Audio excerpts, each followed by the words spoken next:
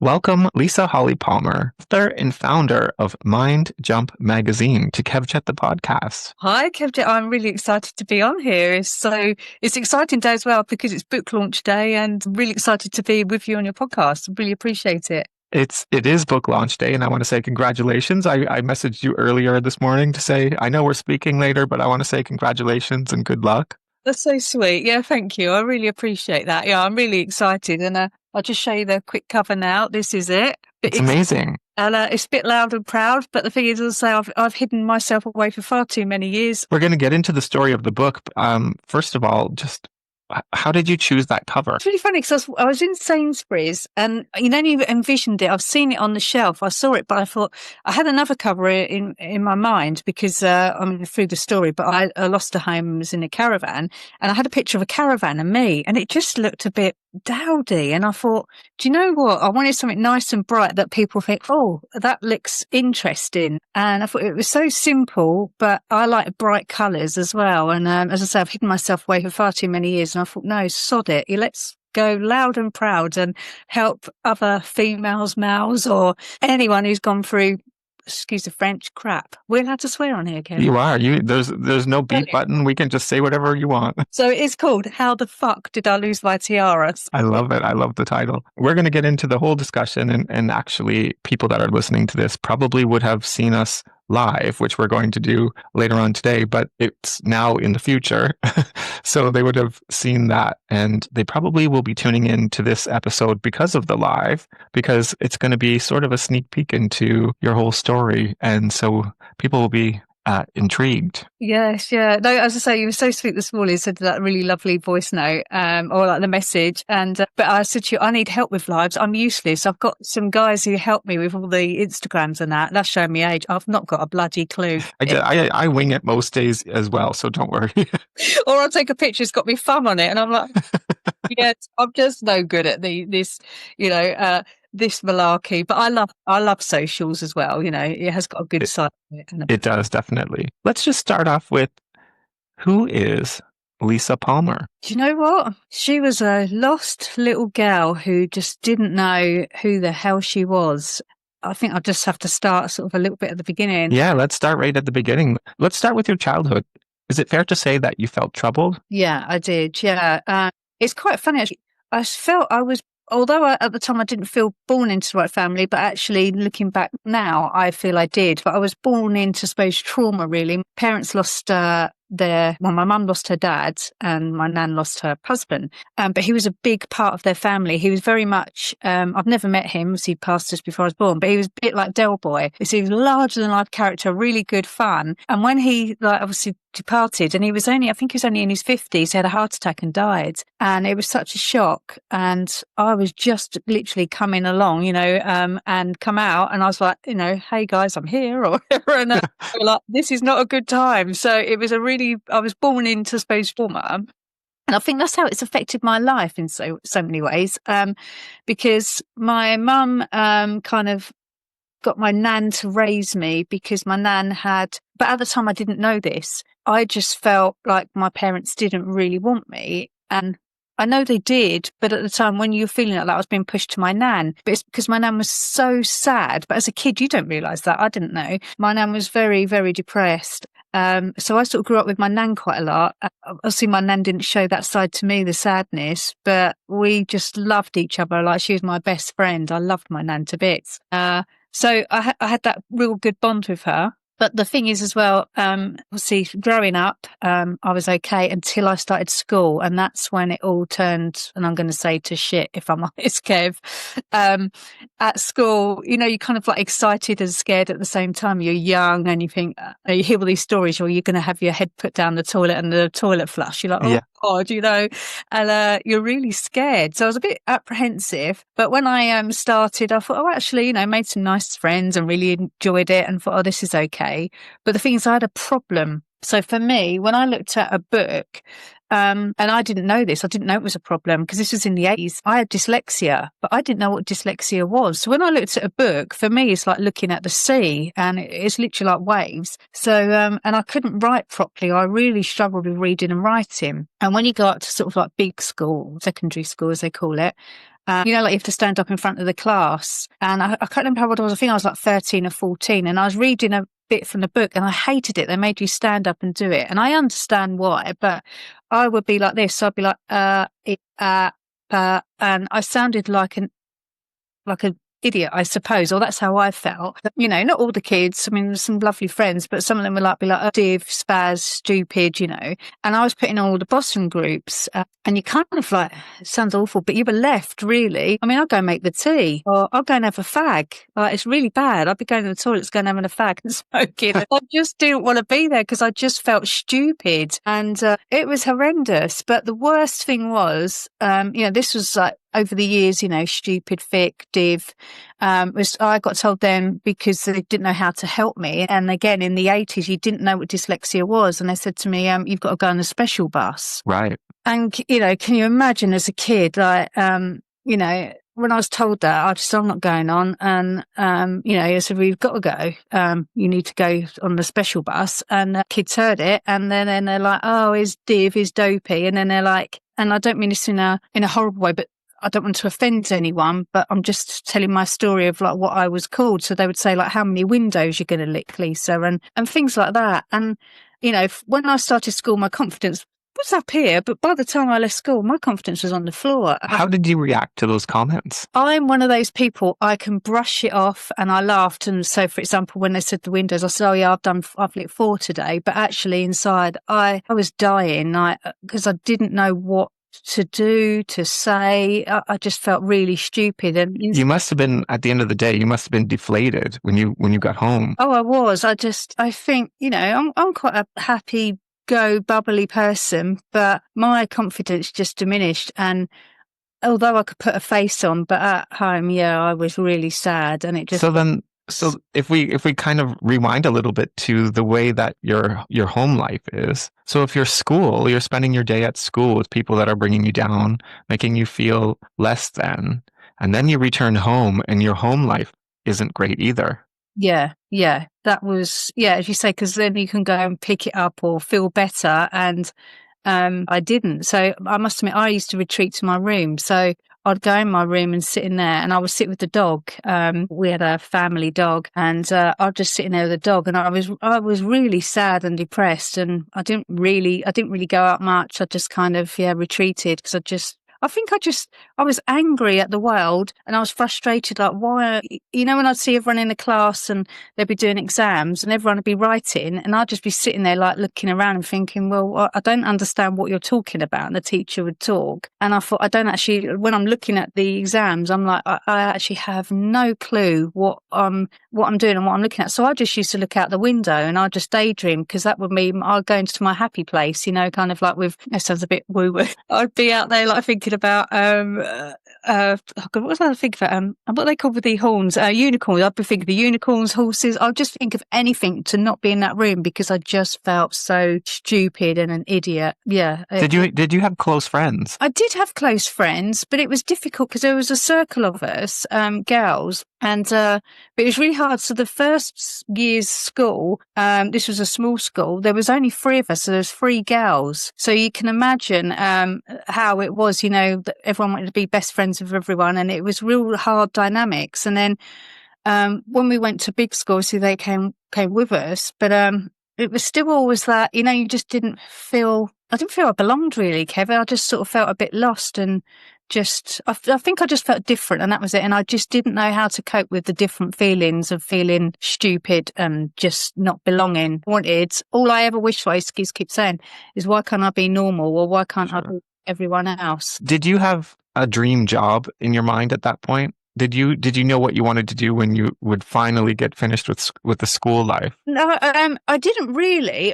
I think I always thought, oh, well, if I can do something really cool or really good, then people will like me and I won't look stupid. And I always remember seeing, is it Linda Lusardi or something? She was a page 3 model. I never wanted to be a model or page 3, but I just thought, oh, if I could be in a magazine, that would be really cool. People think I'm really clever, and, and people think I'm beautiful, because I just thought I was, ugly, stupid, thick, and I just didn't have no self-confidence whatsoever. My self-esteem was so low.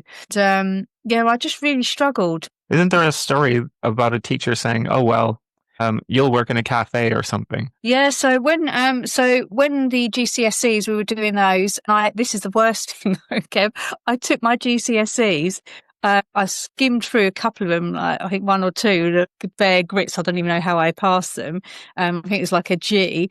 And then the other ones I like got U's. And I turned up and I thought, bloody hell, how can you even get a U? Like, they must have given me something. They gave me a U. But so at the end of the school, when, you're all going around, they were going around, it was in the hall. And they're going around the room saying, and actually, I think one of the guys was Kevin, like, Kevin, you're going to do really well. And Stephen, you're going to kind of be like a bloody rocket scientist. And they were lovely lads, don't get me wrong, and they were going around the room, everyone's doing really well. And they would come around individually. So it wasn't like standing on the stage. And then they come to me, and one of the chaps, one of the ladies went, oh, we all just end up in McDonald's or, behind a bar. And I just sort of thought, not that there's nothing wrong with that. I love a burger. Don't get me wrong, Kev. And I've worked in a pub. And again, nothing wrong with that at all. But it's just that they had high expectations for everyone else in the room, apart from me and just another couple of lads who were in the bottom groups with me. And I think you could see all of us, we were just like, you just like wanting to melt into the floor, just like you were the thick, stupid one. And they're meant to be your mentors. Yeah, that's it. I mean, don't get me wrong, they weren't all like that, but as you say, they're meant to be your mentors and give you, some positivity. And I feel they weren't being nasty, or maybe I don't know. That's what I felt, but they were but saying those words that really cut deep. Like, I just thought, well, I've got no hope of being anything really, and I just sort of my confidence was minus 1,000. Then I just felt stupid. This part of the story is just the tip of the iceberg, but it's also a big part of the success when we get to the end of the story. Yes, it is. Yeah, because it's shaping you as a person, and I think it's an important part to be told. Just because today, if there's a child in school, there's so much help, and there's so much to get them through school and encourage them. And like you said, in the 80s, it just wasn't there. No, it wasn't there. As you say, we didn't have no computers. You'd have books in the library, but even that to get in the library, and there wasn't much money around. You didn't have the money, and you didn't have the resources, and the teachers didn't know neither. So I can't blame them at all. No. They didn't know neither. No one knew what dyslexia was, or ADHD, or any of those kind of I wouldn't even call them symptoms, but they just didn't know what they were. So there was no. So what happens when you finish school? Yeah. Where does life take you? Well, it's quite funny. There's two things. So when I left school, I thought, great, 6 weeks off, I can chill out, and I thought, well, hopefully I can have the whole summer off, do absolutely nothing and just sunbathe.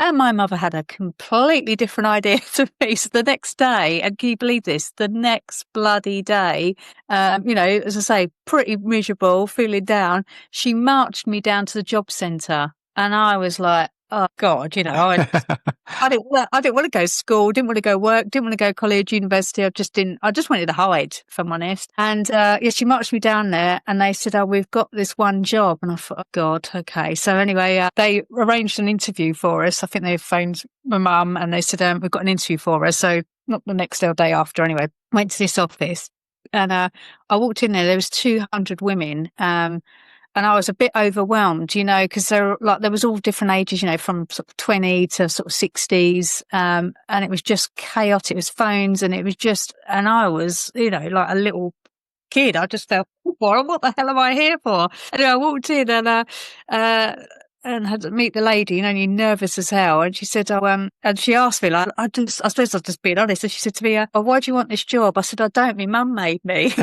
She gave me the bloody job. I was like, oh God, I just didn't want it. She rang up and said, it was the next day, can I speak to Lisa? And Mum goes, oh, here we are, here's the phone. And she said, oh, really exciting news, you got the job. I went, oh, great. And I just didn't want to work there. Then for the first day though, this is really weird, this sort of all comes into my story. The first day I turned up, and my mum had got me a little sort of, not a suit, being like a little top, and I had white trousers. And what did I do?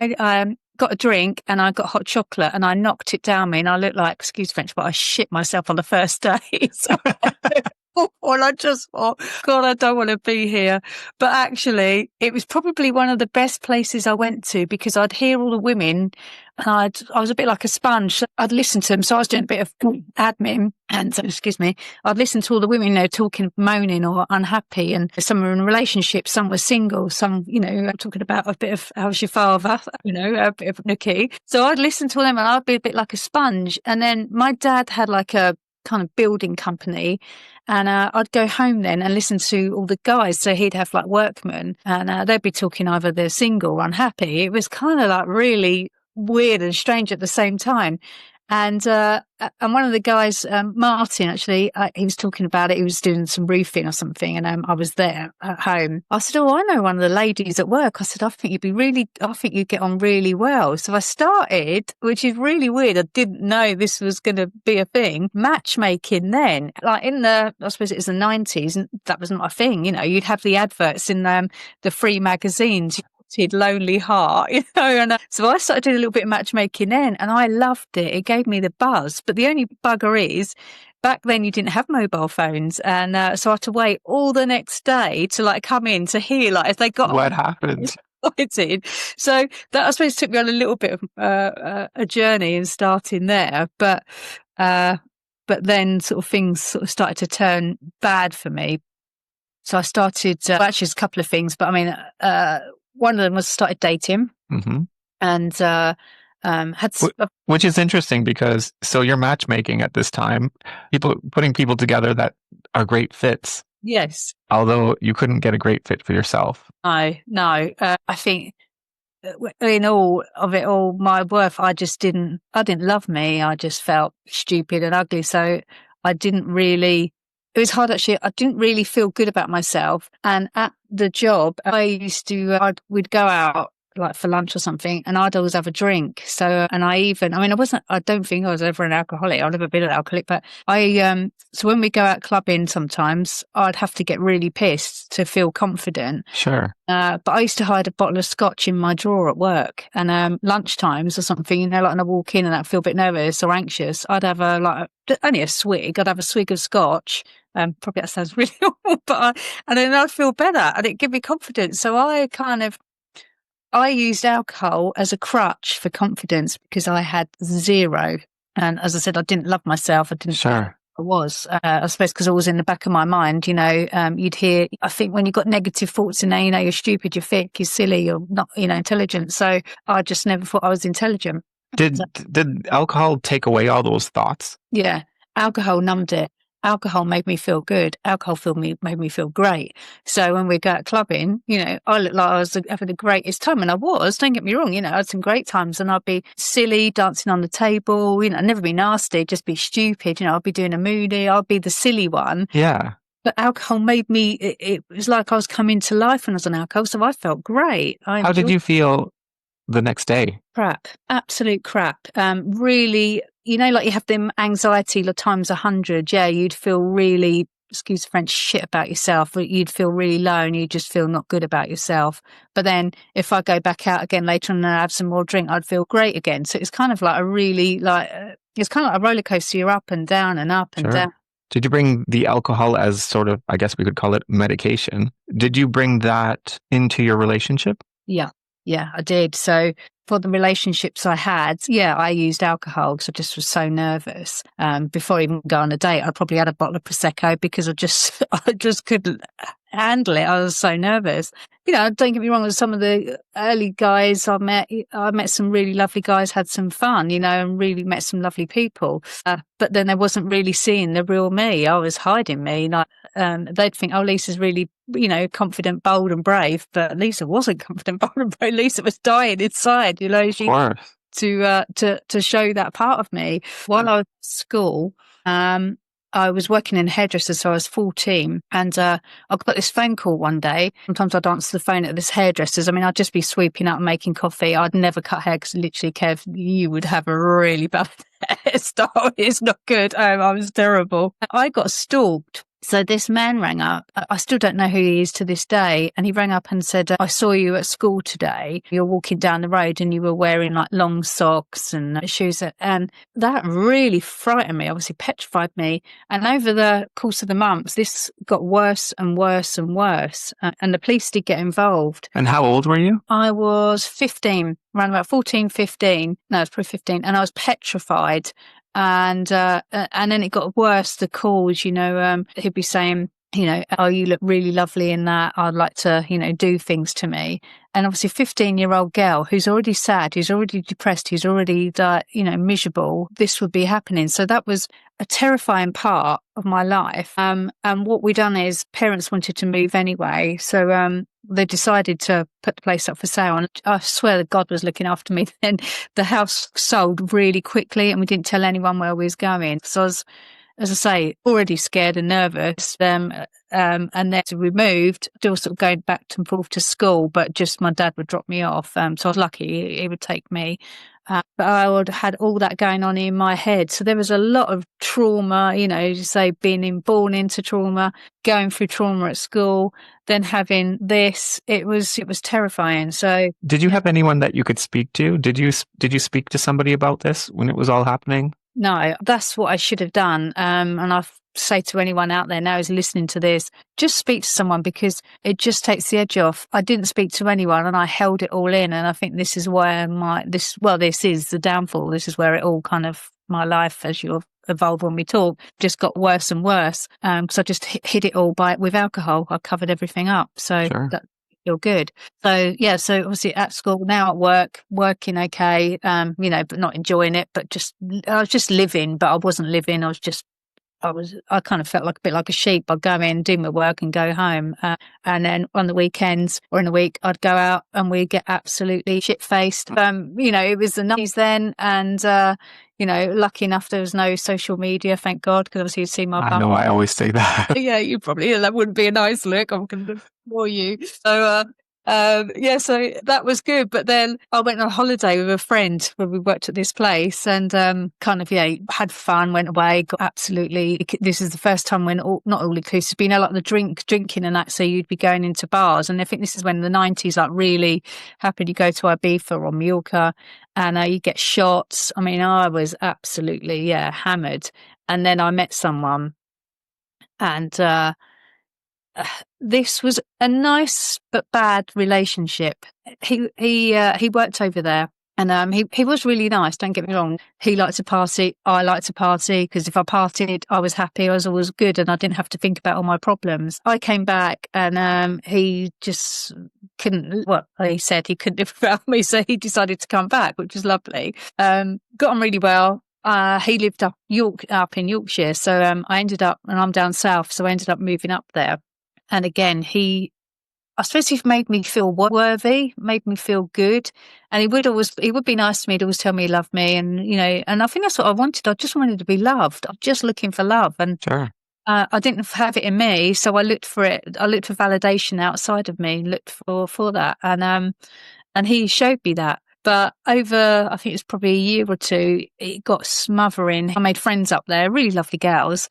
And he always wanted to be with me. And I sort of then kind of struggled with that. I just couldn't handle it anymore. It was just getting too much. I left him and went back home. And the worst bit was then he started to stalk me. So he started getting really, really bad stalking. But while this was going on, my nan was, as I say, she was my kind of crutch. I was with her all the time. She got diagnosed with cancer and said she probably hasn't got that long to live. So I was quite terrifying when you're a child and, your nan's going to die. And she was like my crutch. And would that have been your first experience with death? Yeah.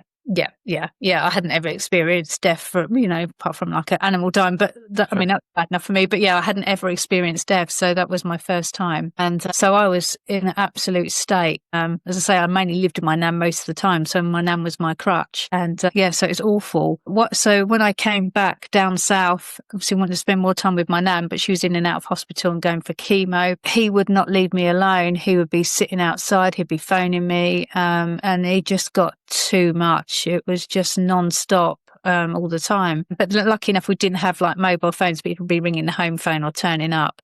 And I said to him, look, I can't deal with this. My nan's ill. She's dying. And my nan went back home, and my nan goes, oh, he keeps coming round. Can you just tell him to please leave me? So I'm tired. I'm not well. I said, yeah, I will try. Anyway, so she told him and I told him. And again, a bit nervous of telling him, I don't like confrontation. I never have. I kind of like to have a bit of an easy life, and I'd had enough crap in my life. I didn't want any more. Anyway, this particular day I turned up, and my nana phoned my mum's and said, look, he's there. So I went there, turned up, and he's sitting in the car with a hose pipe in from the exhaust into the car. I was like, and I've seen it in a film, and think, what the hell is that? I said to him, what are you doing? I said, please just, I was in tears then. I was, please leave my nan alone. And, she's not, he said, I'm ending it. I can't live without you. I want to die. I said, please don't do that. Please don't do that. And, I said, please just go home and see your family, and help him. He just said no. And I didn't know what to do, Kev. I was 17, 18, something like that. I can't quite remember, maybe 19. I don't know what to do. I've never been in this experience. I was in the States. I just thought, right, I drove off in the car, and I just thought, if I go, then he might stop it. And then I drove up the road, like just a couple of minutes, sat there, like I was shaking and nervous and feeling sick and just want to throw up and just didn't know what to do. And, then I thought, if I drive past really quick, I'll see if he's still there. So I'd like, because I didn't want to see my car because I had a white car. So I quickly drove past and then back and forth just to see if he was there. And he was still there. And I'm like, oh my God, what am I going to do? Like if he's dead and I've got to deal with my nan, like. Oh my goodness. Yeah. Yeah. My brain is just like, I just didn't know what to do. And then, so I gave it another minute, and I thought, I'm going to have to call the police. I was thinking, right, I have to go home or go to my nan's, get the police. And then I drove back past and he'd gone. And I thought, you just think, oh, thank God. But then this was say 18, 19 roughly. And then I had the next 3-4 years of stalking. He would hide, he'd come down, but he didn't do anything like that again. And I just sort of kind of moved away, not moved away, but I just had to let it go, and I knew he was there, and I'd just get on with my day because I just couldn't handle that and my nan. I find it interesting that you were craving love and craving, I guess, somebody to just confirm that you're worthy. You're craving that attention, that you just wanted someone to notice you. Yes. And yet you're not interested in this person that just wants all of you. So you're starting to have your individual mind. You're starting to have that spirit inside of you is starting to come out. Yes. Which is an important part of the story as well. So I just wanted to highlight that. Yeah, no, thank you. Yeah, as you say, he gave me the world. To say he's never a bad person. I've always got a little bit of love for him. As I say, he's a nice man. But it was just, it was too much. It was just, and I think my nan wasn't ill. It might have been a bit easier. I could have dealt with it, but my nan was like literally, my nan was my everything. I loved my nan, and I just couldn't handle it. I was falling to bits. I think every bit of me was just breaking at this point. Sure. But then I changed jobs, worked at another job, again, still matchmaking there just for the hell of it, and loved it. And, still going out partying, drinking far too much, just trying to forget my woes, and enjoying alcohol. And, so I worked at a travel company and got offered, there was a job, and they said, it's abroad. And in between this, I was seeing another chap again, and honestly, I must attract. I know why, but I'll tell you that at the end of the story. Of course. But I attracted this other chap. Again, he was a nice guy. Really liked him. Still sort of seen him like even a few years ago as in like friends. But he got really possessive as well, like just too much. And he wouldn't leave me. He was hiding in our field or in our garden. And there was a field behind our garden, and he would hide there. And my nan's getting really bad at this time. And I just thought, my head was all over the place. And when I got offered this job abroad, and he'd been stalking me for about 6 months, I just took it. I just thought, I can't be here anymore. My nan is just too much. So I got offered a job abroad doing like finance in Gran Canaria. So I thought, well, that sounds okay. I can do that. But I could not do that. With living out there, I was absolutely nervous. I remember getting out there, not really knowing a soul, petrified, and thinking, what am I doing? I was running away from one thing. But then when I'm out there, I'm absolutely lonely, frightened, and thinking, what am I doing? I was absolutely petrified. And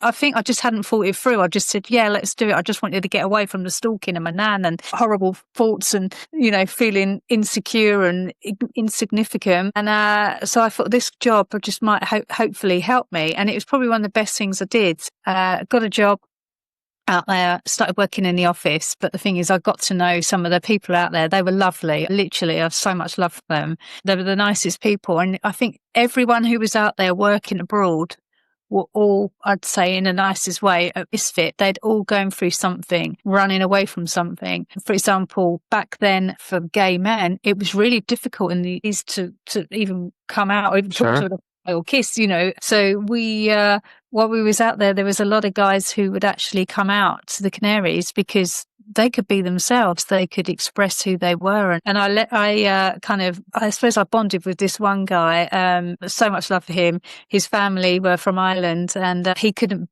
be himself or be in a relationship with a man. But while he was out there, oh my God, he had some fun.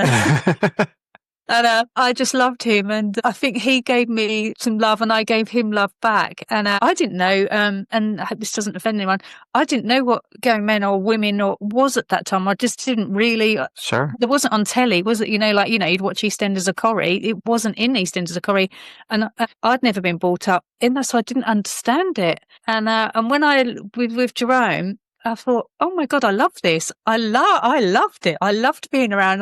They didn't want anything from me. I didn't want anything from them, but there was just love. Of course. I loved it. And, the dance around, when the guys had danced around my handbag, I danced around their bag, I'd help do their hair, makeup or whatever. And, I just had so much love. And it was just amazing. And I think being in the Canaries, obviously, I didn't know at the time as well.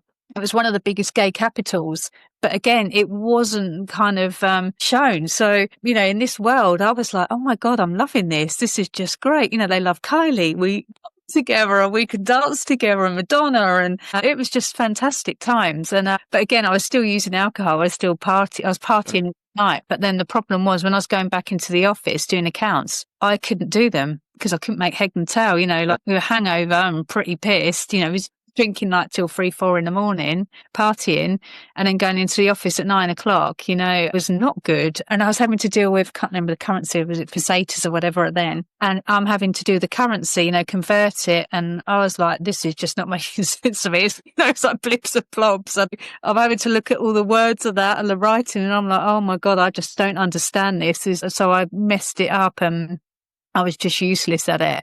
And it was quite funny actually. Well, it wasn't funny. The manager, she was lovely, Candy. She said to me, Lisa, I really like you. And she said, this reminds me of you. And she got a Barbie and it's had its leg fallen off. She said, this is you. Like, not Barbie, but you're legless. But she said, I can't have you doing the office. And literally my heart broke then because I thought, I can't leave this. I feel secure here. Like I've got a little family and I just felt my happy place. So it was really hard for me at that time. I really struggled. But she said, I'll tell you what I'm going to do. I'm going to let you try to be a rep. And I'm like, oh my God, I can't do that. And, she's got to do welcome meetings and, go on the coach and do tours. And I thought, I only know the bars. I've been there most of the time. So they said to me, right, well, just stand up and just do a little talk for half an hour. And me standing up doing a talk for half an hour is not something I wanted to do. And I don't like talking. I just wanted to party and hide. So my first ever welcome meeting, and it was awful. And I think it was Wayne Lineker. I was standing in Lineker's talking and I was literally scrambling my words. There's 200 people sitting there. I didn't even know what I was talking about. literally had to have quite a few drinks because I was just so nervous. And everyone's asking me about these trips. And I'm like, oh yeah, it's amazing. I didn't even been on the bloody trip. So I just had to sort of just talk about some of the excursions. But when you're trying to talk about something and sell something you don't know much about, it was awful. So I didn't make I think I made one sale, actually. Yeah, one sale. One person booked a boat trip, but I didn't sell anything. I was useless. Yeah, I just had to go and have another drink and kind of bury my head in the sand. It was awful. So but then repping, as I say, it was good, but I didn't earn much money. I literally come home a rake because I was so skinny. Like I say, you did get free meals there, don't get me wrong sometimes, but you did have to earn money. But it was a struggle. So I just didn't have the. Did you think as a rep, maybe you found a little bit of confidence? Yeah, I did. Yeah, it did. It pushed me out of my comfort zone. So I was in a new country, I didn't know anyone. So it did push me. And it was probably one of the best things I ever did. As I said, I didn't know anyone, but it was such a good thing to do. And I'm always be grateful. I still see some of them now. They're lovely, love them all. So it did push me out of comfort zone. I felt I belonged. I think that's what it was. And I would have stayed, I'd probably still be out there now. But I had an accident. So while I was out there, had lots of fun times. Anyway, where they said to me, "Can you go on one of the excursions, a boat cruise or booze cruise?" And I was like, "Yeah. I don't like boats, to be honest. I don't like the CC. I get absolutely, I'm not good with that." And anyway, one of the guys, he was really fit as well. I really liked him. He picked me up and he threw me in the sea, but like messing around. But the thing was, when I fell in the sea, I literally, my toes were like that and they all snapped. So my toes on I think it's my left foot now. Yeah, left foot. I can't remember now. So long ago. So I literally got rushed to hospital, couldn't walk and was obviously put on crutches. But in the Canaries and that, you're walking to one hotel to another. You could walk like 4 or 5 miles, in like 30 to 40 hot degrees heat. I just couldn't do it on crutches, Sure. paperwork and things like that. So it was just awful. So I had to fly home and I was absolutely gutted because I felt I belonged. And I suppose I didn't want to go home because I knew, I've got the 2 exes still possibly around. I don't know. And I've got my nan and I knew I had to go and deal with that. My nan would write to me and bless her, she'd send me little letters because we didn't have phones. And she'd send me little letters, I'm missing you, love you. And I put all, I love them all up. I still got them now, the letters. But I just didn't want to come home and face it all. It's reality. Yeah. I didn't want to face reality. I just wanted a party because I was having fun and forgetting all my woes. So yeah, it was awful. But one last thing in the hotel, which is actually awful, but this one lady came out and I remember she was a bit like Mrs. Bouquet, never seen this bucket. So she had high expectations. It was the summer months. And she said in this, it was like a holiday unit. And we only had if we didn't have limited space or someone paid for like a 1 or 2 star, they'd get put in there. And it was awful, And then she turned up and she said to me, right, well, where's the soap? Where's the flannel? I said, look, you're in a basic, hotel. You don't get them. I said, if you want to upgrade, I might be able to, but I said, it's height of summer. You're probably not going to be able to get in there. And she complained every bloody day. I walked down, and you think, oh God, I just hear her moaning and she'd be ringing up, complaining. And then one night I got a call from Jose. He goes, Lisa, can you come and help? I was like, yeah, what's the problem? It's like 2, 3 in the morning. I literally just got in and still pie eyes. And I went down there and in her hotel, the ceiling had collapsed. So she was in bed and literally the bed, she'd fallen through. And I thought, of all the people it could happen to, I was like, oh my God, it's her. And, but I mean, how she got out of that, she only had a few scratches. She did go to hospital. And obviously, she probably sued them too. But it was just, I just thought, my God, of all the people. So I didn't want to laugh because I just, as I say, I didn't want to, although she was like a pain in the arse, but actually I did feel sorry for her. But repping was kind of, crazy, fun, partying. But as I say, it was And it brought out a different side to you. You experienced the world in a different way. You met people you would have never met had you not gone. Yeah, of course. But then you return home. Yeah. I returned home and I did not want to be home. I had to go home. That's the thing. I know I'd still be out there probably now. So in a way, it's probably a blessing. So I've done maybe nearly 2 years, year and a half, I don't know. So flew home. My nan was in hospital. So I went back, saw her in hospital. And this is a good few years now. And they obviously had said she'd only probably had a year to live. And my nan's, as I say, quite a happy kind of person. But again, she sort of plucks up all her stuff. She'd never really let her feelings out and emotions out. And I know that's why she got cancer.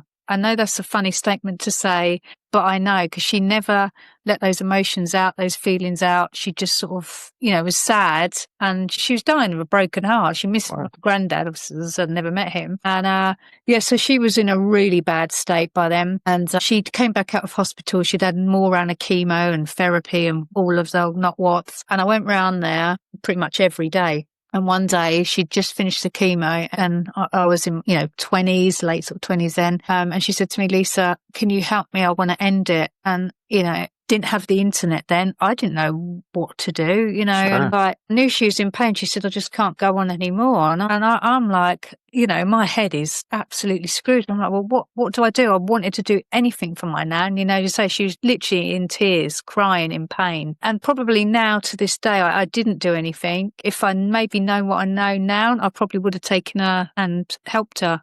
Of course. I just didn't want to see her in pain. And we took her to hospital, I think, a few days later. And they had, like the mattresses you get. So she had 2 mattresses, and she must have been about 6.5 stone. And she was nearly about 5'7", 5'8". So she's quite a tall lady. And 6 stone, 5.5, 6 stone. It was just a bag of bones. And she's lying on these 2. And she said, it's hurting my bones, Lisa. It's hurting my bones. And it sounds awful. I don't think we should, after things have happened in my life, I don't think we should end a life. But at the same time, you want to help them because you don't want people to suffer. But you wouldn't let a dog suffer like that again. So I say that all the time. Yeah, you don't let a dog suffer. But I just thought, what do I do? What do I do? So she went into a hospice, and I've still got one of the exes, the one from North, still around. And I'm like, oh my God, my head is just in bits, and my one love, my nan, she's got weeks, even maybe days, not long after she passed away. But I actually said to the universe, I said, please, can you help my nan? Please let her go. I didn't want her to go. And then literally that's when I fell apart. She passed away. She was my everything, really. God, it upsets me now. Yeah, my nan just was, my love. So losing her, just I felt part of me was dying. That was just a massive shock, losing her. Well, it wasn't a shock, I knew, but it's still a shock. Even though people are prepared, it's still a shock. Still a shock, yeah. And losing her was probably the hardest part of my life, or one of the hardest parts of school and my nan. It was awful. So, I pushed through, and I don't even know, at the funeral, I remember everyone coming back to the house, and they're all talking, and they're all like smiling, and I know that they were talking like nice stories. I just couldn't be there. I went out. I just went for a walk. I just couldn't be around it. I literally closed myself off and went in my room and just didn't want to speak to anyone. I didn't want to see anyone. I was like that for weeks and weeks and weeks. I was just going to work. I wasn't even talking. I didn't even want to go out. And for me, Kev, not going out, because I wanted to forget all my troubles. And anyway, so I weren't going out. And then might have been a week, 2 weeks, I can't remember. My head was in a bit, hadn't been going out. And I went to bed this particular night, normal, I don't know, about 9, 10 o'clock, normal, because I knew I was getting up for work the next day. Hadn't been drinking, so I'd been very low, very depressed, and hadn't drunk for weeks. And went to bed, and I don't know what time it was, maybe 3, 4 in the morning, I don't know. Like the sunrise is just coming up. And I was asleep, and I felt a presence on my bed. I felt something like sit on my bed, and you'd only wake up, and I'm like, you don't think it was a dog or something. It was really, and I pulled like the covers back, and I looked up, and it was my nan sitting at the end of my bed, and I literally was absolutely petrified. But she didn't look how she looked when she was dying. The same when she had lumps around her when she was dying, lumps all around her neck, her head, like she'd literally lost her hair. She looked awful. But she looked how she did, like probably in the early 80s, 90s, like she looked so lovely and so well. And she smiled at me, and I wish I hadn't have said this. I said, Nan, please go away. You're scaring me. And I hid under the covers, and I didn't come up until, I heard my mum shouting, it's, wake up. And I was so scared, and I feel so bad for saying that, because my nan, I think she's just sort of, I don't know what she was doing. She just sort of saying that she was okay. She wanted to make sure that you knew she was fine. Yeah. But at the time I couldn't, that was the first ever thing I've ever had that's spooky. And I'm not, for me back then, my dad's a bit like Alf Garnett. It's like, oh, that ain't real or stupid, don't talk about that. That's a load of bull. So I just thought, oh, it must be, I thought it must be me. I must be, what was that? So that was my first ever thing of like this kind of spirit. And I'm just like, and you brush it off. I'm like, no, no, it can't be real. But it was the most weirdest thing. Did it change anything about your thinking? No, it didn't at that time. No. But it's quite important because it's almost like she might have been gone, but she was still looking after you. Yes. Yeah. She was still looking after me. I know she was, looking out for me. But I think because of the way my dad is, he's very much, do this, go, be a secretary and be a nurse and kind of do a normal job. And, that's bullshit. And he's like that. No, he's not being nasty, but that's the way he is. He just doesn't see things. And so I just I thought, oh, well, I'm being stupid and I'm being silly. It's not real. But, as I say, now I know it is. Of course. I saw it. But, so when she passed, this is then when I suppose the first thing happened. So didn't go out for weeks, and my friends kept on and on and on at me, please come out, Lisa, please come out. And I didn't want to go out. And this particular night, I've never felt like this in my life. I did not want to go out at all. And they were going down to Brighton, and there was about 6 of them. And they rang me. Every one of them rang me. Please come out, Lisa. I think after the 6th call, I was like, oh, for God's sake, I'll come out. Kev, obviously, if you knew me, really, I loved going out. But this particular night, I've never felt like this in my whole life. I just did not. Anyway, so they turned up, and I was pretty shit-faced before they got there. I had quite a few drinks because I just was, as I say, my nan and on and I said to them, I'm not going to be fun, I just said I'm not in the mood. But they liked me around because I was the party animal. When I was pissed, I'd be on the stage or doing something stupid, or like, if there's a pole, I can't pole dance at all. I would be swinging off of it, like hanging, like falling over tits. So I would be the stupid one, like out of your group, the silly one. So that's what they like. They like the fun, Lisa, the stupid, and the one who was being silly. I'd be on the dance floor, doing like me robotic moves and just being stupid. That was me. But I think that was me. But the thing is, obviously, the alcohol, like that would give me the confidence to be me. But I couldn't be that person unless I had the alcohol. But that was the night when I met my ex. So I could see this guy staring at me, and he was there.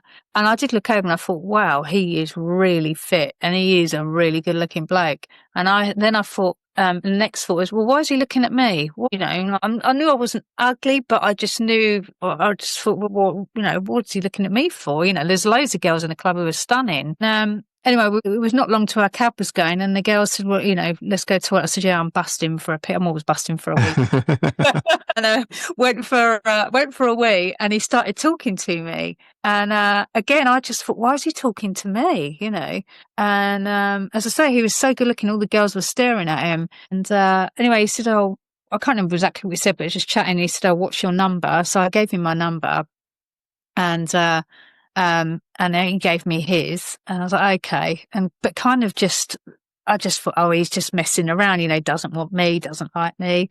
Anyway, he texts, I think it was in the middle of that night, but I was, passed out. So I had like God knows how much Prosecco. And the next day he messaged me, and I'm like, oh God, like he wants to meet me. What do I do? And the funny thing was as well, I've been called up for jury service, and I thought, oh man, you're kidding me. My brain is not in this. I've got my nan, like just gone through all of this. I've got him, I've got jury service. How am I going to think straight? And I did say, like, please, can I just not do jury service? I don't want to do it. But I don't know why I didn't get out of it. So I had to go. So it's I've never done jury service before. Real eye opener. And I'm glad I did, because we all know later on in the story when I have to go to court and things like that. Sure. A good thing, because it kind of so actually I feel the universe gave me that, because I wasn't so nervous then when I had to go to court, but we'll talk about that a little bit later. Anyway, so yeah, we kind of, so I had the jury service, and he messaging me and ringing me, but obviously you can't have your phone on in jury service. And anyway, he said, I'm going to come down one weekend. I was like, oh, okay, because he lived quite a few hours away. They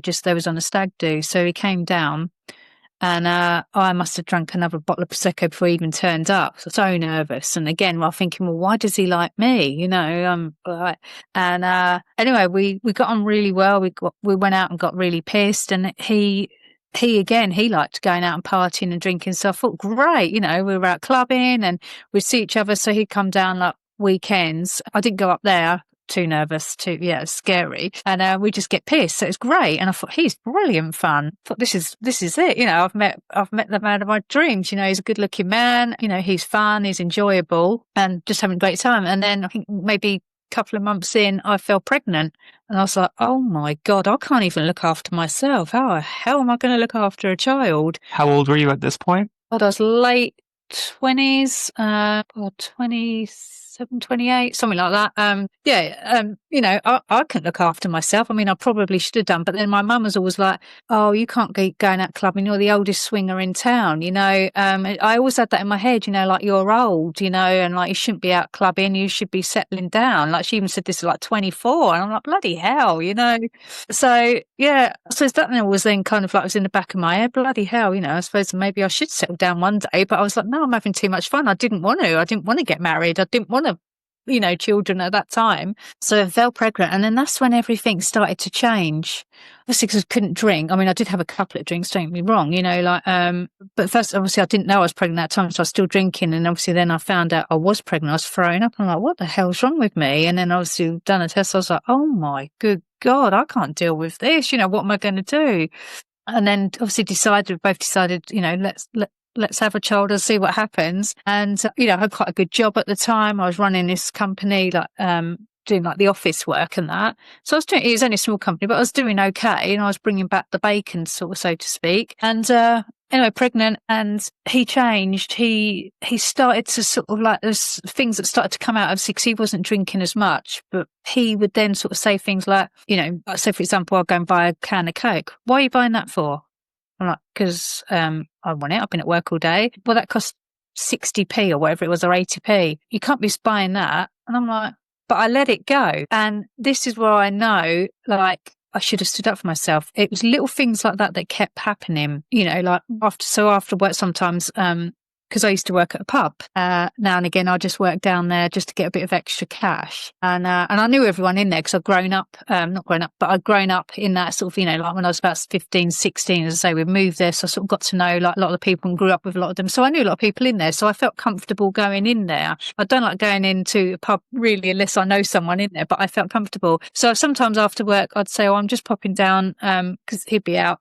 So I'm just popping down the pub for half an hour. I wouldn't drink, but just to sort of see a couple of my friends. And he'd be like texting me, well, where are you? Come on, hurry up home. And then I'd be like, well, I'll be home in a minute. And he'd end up walking down like and really like blowing a top, and I'm like, what the hell? I'm like literally just out seeing my friends. And it just got worse and worse. My friends, text me and message me like, well, they're not coming round. I said, yeah, but she wants to just pop round. No, she's not coming round. Make an excuse, tell her. And little by little by little, it got worse and worse and worse. But I suppose my concentration then was like on this child. I was more worried about that. I'm like, what the hell am I going to do? Sure. And anyway, so the night my son came, he was like 2 weeks late, and they were supposed to be induced, and I'm like, oh my God, and I don't like pain to the hospital. And they said, you're 9 centimetres dilated. I'm like, oh my God, just give me drugs, just give me any pain. I don't care. I do not want pain. And they said, we can't. So all I had was bloody gas and air. And I remember the matron coming in and saying, Lisa, can you stop screaming? I said, like, you get a melon out of your foo-foo, bloody hurt. So I was like, my God, it was awful pain. And then this little bundle of joy came out, and I was like, oh my God, what do I do, Kevjet?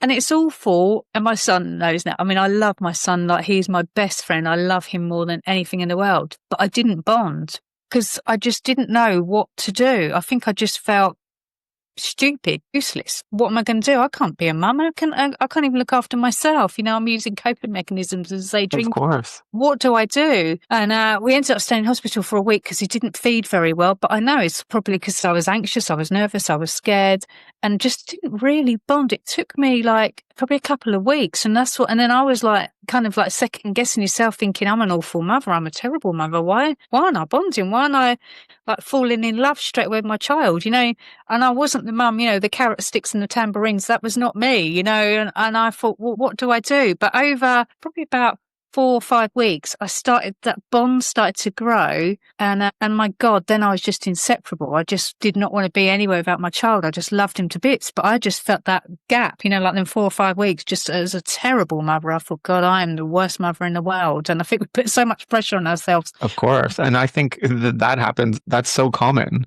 People just don't talk about it. They don't talk about it. And even mums and dads, like, how can you, it's like, that sounds awful, but like if you get a puppy, you love them, but you still you've got to get to know them and like know their little, and I just. So true. Yeah. But as I say, I felt awful. And I think there's so many mums and dads put pressure on themselves to just fall in love with your child straight away. And I didn't. Be honest, and as I say, but that ate away at me because I just felt a terrible mum. But then over the weeks, this is awful because he's actually upstairs. He knows I love him. Literally, then 5, 6 weeks later, I just, absolutely loved this child and just thought that he was the making of me. He was what I needed in my life, because then things started to get worse with the ex. He would just get really abusive. He did hit me once, but more mentally, that every day I'd go on the bank and say, bearing in mind I was a breadwinner at the time, he used to stream motorways, and there's nothing wrong with that, but he didn't have the money. I was bringing in the money, and but he'd always be like looking at the bank statement, and while I was on maternity leave, I'd get in a good pay, and he'd be like, well, you've spent like £1.20, where is that, what have you spent it on? And I'm like, I bought some bread to buy for you to make you lunches. And it just got worse and worse. Every day shouting and screaming at me. My son would get upset. And every time he'd walk in the door, one day he would be nice, don't get me wrong. Like I'd have 2 or 3 days, he'd be really like the nicest person. And then the next 3 days, he'd just be like a bully and shouting and screaming. And it was horrendous. I suppose you just think, oh, it'd be all right. Oh, well, what if we do this? Move, or what if we get a car, this will make him happier, or if I get a better job, this will make him happier. You try and do everything you can to make that person make them happy, and that's all I did. I just wanted a happy life. I just wanted the 2.4 children, happiness, but that wasn't ever going to be my life. That didn't happen. I just get more and more abuse and shouting, and then he'd go out to my car, so I'd be going to work, coming back, and obviously looking after my son. But then over the years, I'd take him to school, I'd go to work, and then come back, pick up my son, play with him, do dinner, and then he'd be straight up there. Right, you've done 36 miles today. Where have you been? My goodness. I've been to work, like, where do you think I've been? And, he'd be like, well, that's 32 miles to work. Where's the other 4? Where have you been? And I'm like, I've just taken our son to the park for half an hour, which is another 2 miles, and then home. But I let him. It's my own fault as well. I hold my hand. I did not retaliate. I didn't shout. He'd scream every few days, years and years and years, until I didn't even know who I was. I had no friends, as my friends, they weren't allowed round. I just lost me. I didn't even know who I was, Kev. But again, I still didn't even know who I was. But because I suppose I felt someone loved me and needed me, I know I stayed, and I shouldn't have done. And as I say, it was just horrendous. Over the years, I went to leave. I just thought, I can't do this. And I said to him, I'm leaving. And he went, no, you're not. You're not going nowhere. No one's going to have you. And you've got no money. You're stuck. Did you ever say that before? Did you ever mention that you wanted to leave before that point? Yeah, I did. Yeah, I said I wanted to leave. And he said, no, you're not. You take your son away and you go away, or if I can kill you. I mean, I know he didn't mean that. Of course. But I know he just wouldn't. Yeah, he just said, you're never going to go anywhere. And he was right, because I had nowhere to go. I literally had nowhere to go. So, and then I think the next few more years, I just stayed there. So you stayed years after you... I built the confidence up, because I just was a shell of myself, Kev. And I got the confidence. It took me about another 2 years to build it up to go.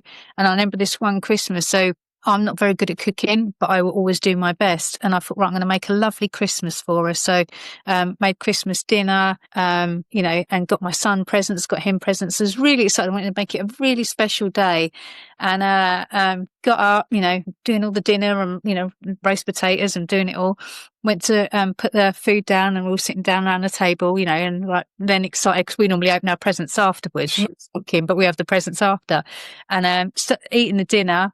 And he sat down and he put the potato in his mouth and ate it and went, what is this shit? And he picked it up and threw the plate all across the floor. It smashed, the gravy went everywhere. My son started crying. And I just fell to bits. And I thought, the one day, you know, like of any days, Christmas, you know, you need to, even if it did maybe taste shit or whatever, you've got to make the best of it. And my neighbour went a day or two later, she went, Lisa, are you all right? Like, she knew, she'd been hearing us screaming, you know, like him shouting at me every day. I ended up in bed for a couple of days. My head was in pain, and my mum and my neighbour called a doctor out, and he said it's stress. And I just thought, I've got to go. So I thought, right, I'm leaving, I'm going to go. And then his dad, we got a phone call. His dad's got cancer. My goodness. You're kidding me. I did love his dad. You know, I did get on well with his dad, and I thought, fuck's sake, you know, like, it was awful. I didn't mean that in a nasty way to his dad. And they said he's got cancer, but he probably hasn't got long to live. So I thought, I can't go now. You know, I can't leave. I can't do this to him, and I can't do it to his family. So I ended up staying. Saw his dad through it, but his dad, this was really weird. His dad, literally, I think it's 2 days before he passed, he was hallucinating, and he said to me, he goes, I'm really sorry. He goes, it's my fault he's like that, which was really weird. And he said, but don't worry. He said, you and Brad will be okay. And he said, I see a yellow dog. And I'm like, what the fuck are you talking about? Well, I didn't even have a yellow dog, because he wouldn't let me have a dog neither, and weren't allowed any animals. Like, what the hell? Anyway, that was really weird. And he passed 2 days later, and I was so sad. I really did like his dad. It was weird he said that to me.